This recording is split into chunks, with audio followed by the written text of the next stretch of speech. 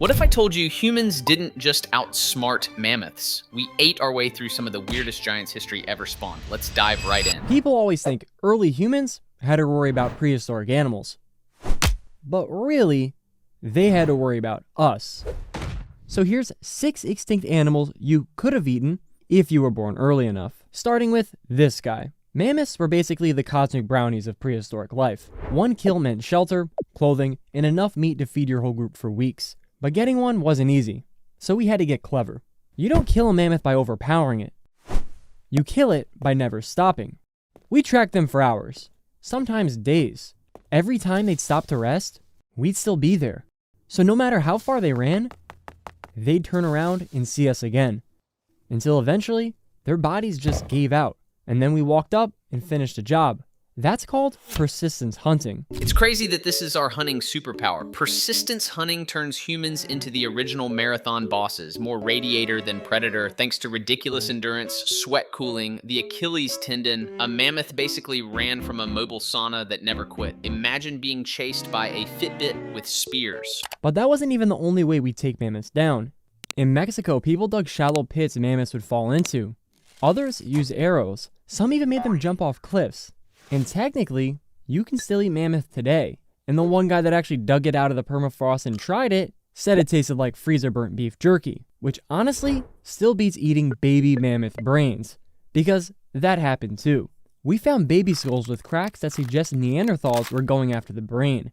But the real gross part is, they probably ate it raw. It's also highly likely we ate the Neanderthals themselves, not because we wanted to, hopefully, but probably out of starvation.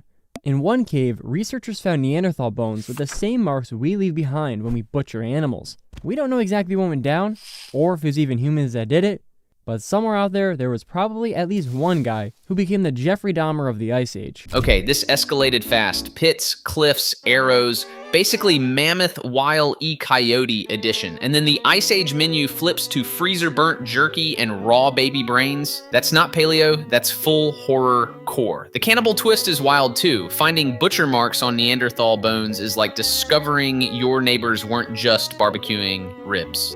But not every extinct animal would have put up a fight. Meet the dodo. A few million years ago, some pigeons were flying across the Indian Ocean and landed on the island of Mauritius, a place with literally 0 predators. In the meantime, those pigeons got big. Reaching about 3 feet tall, they became one of the largest animals on the island. And with nothing around to threaten them, they pretty much lost the ability to feel fear. They just didn't need it to survive anymore. But that's still probably how they got their name. Portuguese sailors might have called them dodo, meaning fool. Or maybe they got their name from their call, which apparently sounded like this. Either way, they were easy to catch, which is about the only reason anyone ate them, because apparently they tasted horribly. Historical accounts describe their meat as tough, greasy, and bitter. They were so bad that early visitors to the island would often ignore the birds entirely and go after the giant tortoises instead. And contrary to popular belief, humans didn't wipe them out either. The dodo was probably doomed from the start. But why? Basically, nobody wanted to eat them. Imagine being so unappetizing that starving sailors preferred chasing a 200-pound tortoise marathon instead. The dodo's real downfall was evolution's bad patch notes. No fear, no flight, basically a feathery beanbag with legs. But it worked, didn't it? Hear me out. They couldn't fly, so they laid 1 large egg on the ground per year, basically serving them up on a platter. Because when humans brought the first predators, like pigs, rats, and pet monkeys to the island, it was game over. Their eggs were too easy to find, and with no backups, just one bad breeding season can destroy an entire generation. That's why in just 60 years after their discovery, the dodo, once numbering in the thousands, was gone.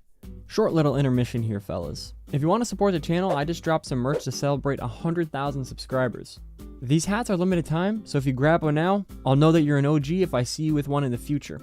But I've also got shirts too, if hats aren't your thing. Only grab one if you're in the right spot financially. Just watching means just as much. But go check that out at jhaunted.com. And anyways, back to the video. But if we look at another island to the west of Mauritius, we'll find a similar story, except on steroids in every way possible. Now, I understand why the dodo was doomed. Laying 1 egg on the ground is like putting your entire retirement fund in a piggy bank and then handing out maps to rats. No wonder they vanished in 60 years flat. And honestly, his cap looks pretty sick. Limited time merch as the modern survival strategy. Bold move, at least unlike the dodo, he knows how to leverage scarcity. This is Madagascar, a giant island that has been completely isolated since even before the dinosaurs went extinct. And if this channel has taught you anything, it's that isolation equals weird animals. Its long separation created a truly bizarre array of giants. Among them was a massive eagle, so fearsome that even today, some lemurs still have a warning call for it, even though it's been extinct for centuries. But the real monster was even bigger. In fact, it was the heaviest bird to have ever lived and among the tallest. This was the elephant bird, the giant of Madagascar. And weirdly, its closest living relative is the kiwi that lives over 6,500 miles away. But unlike that tiny bird, a single kick from this thing would almost certainly kill you. So how did ancient humans ever get near them? Well, for most of the 9,000 years we lived together, we weren't hunting the bird itself.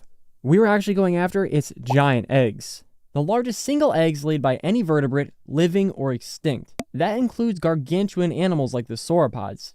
So these giant eggs were a prime food source, with large numbers of eggshells having been discovered alongside ancient human fires.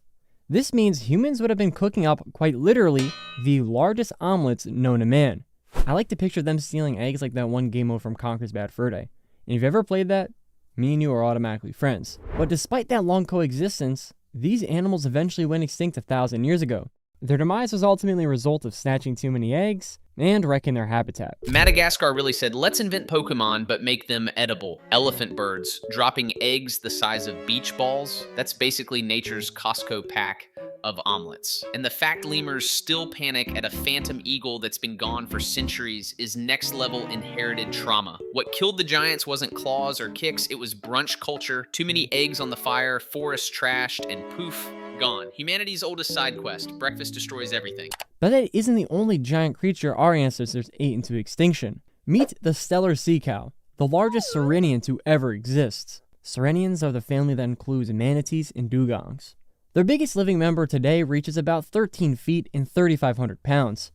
The stellar sea cow, it could grow up to 30 feet long and weigh 20,000 pounds. That's like comparing an average human to someone 12 feet tall and 5 times heavier. So the stellar sea cow was a true giant among its peers. They're also one of the more recently discovered, at least by Western science, in 1741, when shipwrecked explorers in the Bering Sea found these massive docile sea cows. And here's the thing, they were too buoyant to fully submerge, so part of their body was always sticking out of the water. And since they fed in shallow kelp forests right near shore, that made them incredibly easy to hunt. So they quickly became the next victim to nature's worst enemy, the pointy stick. To make it worse, they were extremely social. When one got attacked, the others would come to its defense, even going as far as ramming boats. But that just made them an easier target. Sorry if I made you cry. But on the bright side, we were kind of just the ones to finish them off. When we found them, there was maybe a few thousand left, hiding in the far corners of their range. And just 27 years after they were discovered, they were gone too. Extinct in just 27 years after 1741, that's speed-running oblivion. Stellar sea cow was basically a floating buffet, too buoyant to dive, feeding in shallow kelp like, please schedule your harvest. The tragic twist, they were social, rushing to help wounded friends, which turned community into a hunting algorithm. Okay, enough sad boy hours. Now let's talk about the last terrestrial crocodile that our ancestors also ate. When the dinosaurs died out, it wasn't mammals that instantly took over. Instead, it was giant land-dwelling crocodiles. However, they eventually got replaced, until only one remained on the island of New Caledonia. But unlike the other animals we've talked about so far, this island didn't make it a giant. Instead, it was relatively small, at only about 6 feet long, an example of a phenomenon known as island dwarfism. Side tangent here, but that's also where we get the idea of the Cyclops, from the remains of a dwarf mammoth found on the island of Crete. Okay, now back to the crocodile. This animal is known as Mechosuchus inexpectedus, quite literally named that because ain't nobody expected to find a terrestrial crocodile on some random island when they're supposed to be extinct. But this isn't the only weird thing about the animal, because while you usually think of crocodiles as carnivores, Mechosuchus was probably omnivorous. But when humans arrived on the island 3,000 years ago, suddenly we start finding croc bones in ancient trash pits. Now we're not 100% sure if we were eating them, or if they were just a crocodile version of a raccoon digging through our trash. maybe it was both. That's crazy. A 6-foot land croc hanging out like some scaly raccoon. That's island weirdness at its finest, shrunk down by island dwarfism, maybe even dabbling in plants. Basically the vegetarian cousin of your usual swamp monster. But once humans arrived, its bones show up in trash pits. So either people were snacking on croc kebabs, or these little guys just couldn't resist raiding the prehistoric garbage buffet. But now it's time to meet the biggest marsupial to ever waddle the earth, Diprotodon. It was basically a wombat that scaled up to the size of an SUV, standing taller than a man and weighing as much as a Jeep Wrangler. Well, the males at least, since they probably lived in groups consisting of a few smaller females and one Chad-sized dominant male. They likely communicated using deep, grunting calls produced through their massive nasal cavities, which would have been important considering the amount of predators that were in their environment. Because even back then, humans weren't even close to the worst thing on the continent, because Australia has about 10,000 other ways to kill you.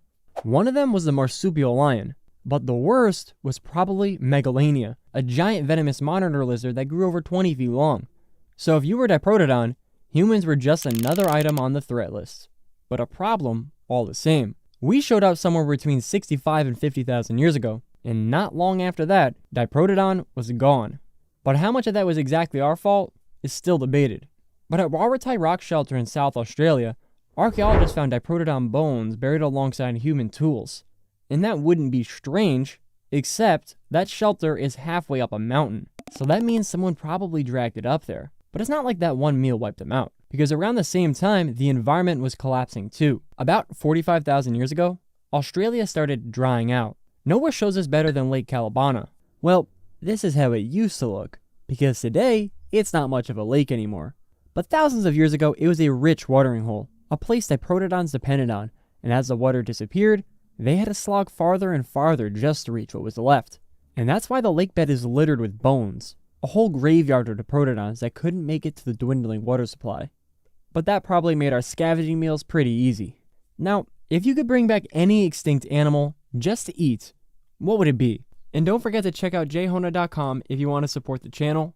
In the meantime, YouTube thinks you'll like this video, and as always, thanks for watching, and jhona out. Imagine dragging an SUV-sized wombat up a mountain just for dinner. That's commitment to the cookout. These prehistoric mega marsupials were basically living bulldozers grunting through Australia's death trap ecosystem while dodging venomous lizards and lions. But when the climate dried and the watering holes vanished, even tanks on legs couldn't make it. What's left is a boneyard that tells the story of survival, collapse, and human opportunism all at once. jhona did an amazing job with this video. The link's in the description if you want to check out his channel and support his work. And hey, the next video, let's just say it's going to dig into something surprising you didn't even know you were curious about. Stay nerdy.